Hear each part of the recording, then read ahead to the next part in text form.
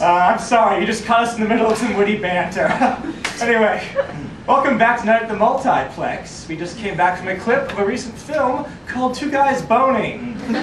As always, I'm your host, Milt Hollander, and here he is, my co-host, Rick Frontley. Rick, always a pleasure. The pleasure is all mine, good sir. Fine. Shall we begin?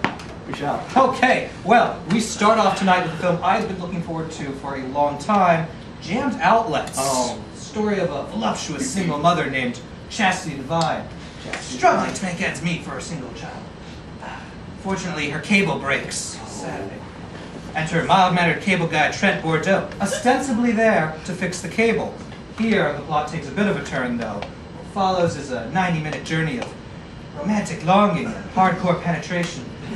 Milt, what really can you say about a film like this? Rick, I think I have something I can say about this movie. I tried so hard to like this movie. I mean, the sex was great, all 80 minutes of it, but the story was just so mud. You know, tell me about Trent Bordeaux. What was his motivation? He comes to fix the cable, and all of a sudden he has this magnetic relationship. I mean, there were so many plot holes in this movie. Yeah, I mean, tell me about it. I mean, does he fix the cable or not? Because they just leave that up in the air. And I don't want okay, I'm left wondering. And you know what?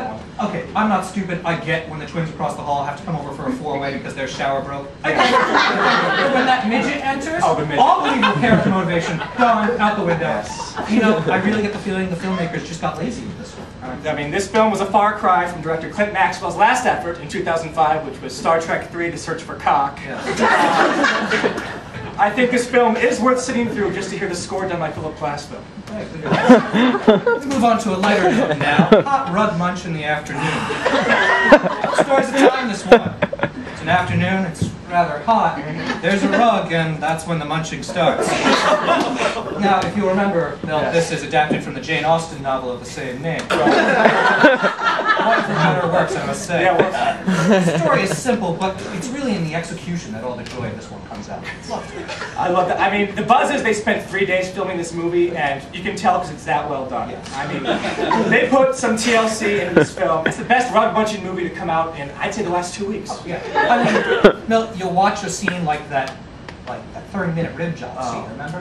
And you know, you just identify as a person. I mean, it's such a universal concept. It's happened to me. It's happened to me. It's happened to you. It's happened to us at the same time. You promised you wouldn't bring that up in public anymore. Right. But, I mean, this is just a real human story. That's what I got to say. I mean, the cinematography, it shimmers, characters developed, the dialogue, well, there are only 7 lines of dialogue in the whole movie, but some stories transcend words, and the black dildo penetration was Okay, we move on now to our classic pick of the week, Citizen Bang, which really is the Citizen Kane of Citizen Kane-related pornography. 1948, a year after the original Citizen Kane had been produced, struck while the iron was hot. real hot. Yes. Yeah. Films about newspaper tycoons had been done before. Stale idea. But the nation was ready for a film about a newspaper tycoon with a burning Latina fetish. The tale follows a young boy in his sled, which he proceeds to have sex on for the next 3 hours. The story's a reminder to this day that money and worldly success, well, it pales in comparison to the simple joys of 2 dudes doing the nasty on a sled. Well put. Touching. Definitely one of Orson Welles' best performances. Oh, yeah. Okay, our final film this week is Asian Female Whorehouse 17. Now, this is a remake of the 1967 version, which starred Audrey Hepburn, this time with an actual Asian in the lead. I gotta just go out there and say it. I mean, I love this film. It really hit all the right notes. Okay, all right, Rick, you and me must have been watching different movies, because all the notes that I heard were flat, much like the actresses playing them. Rick, I cannot disagree with you more on this movie. Oh, Milty, you're digging yourself a big hole there, making yourself look like a fool. Oh, really? Am I? Out of Okay. it. Asian Female Whorehouse 17 is a worn-out concept. How many times have we seen Asian Female Whorehouse 17 before?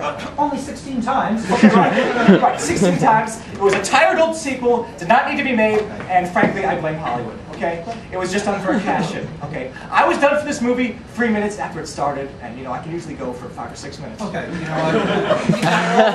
I don't know what to tell you. I mean, you just have to enjoy it for what it is. Sure, it doesn't have the subtleties of an Asian female whorehouse 12, okay? But it's great popcorn fodder. You know what? My niece really loved this movie. Oh. Well, I think your niece is an idiot. Does not know good porno when she sees it, because this flop is an insult to Asian female whorehouses everywhere.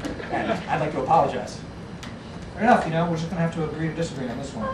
Okay, we wrap up tonight's show with our DVD picks of the week. First up, Trouser Snakes on a Plane. Going in for Columbine.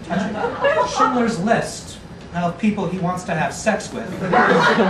And finally, Babel, which was really just the worst porno that came out this year. I mean, I'm sorry, naked, deaf Asian chicks, it's a fetish that's been done to death. Yeah. And you know what? A fully clothed Brad Pitt really phoned it in on this one. Well, anyway, this concludes Night at the Multiplex. I'm Mel Hollander. And I'm Rick Frontley, and for now, the balcony smells like chlorine for some reason.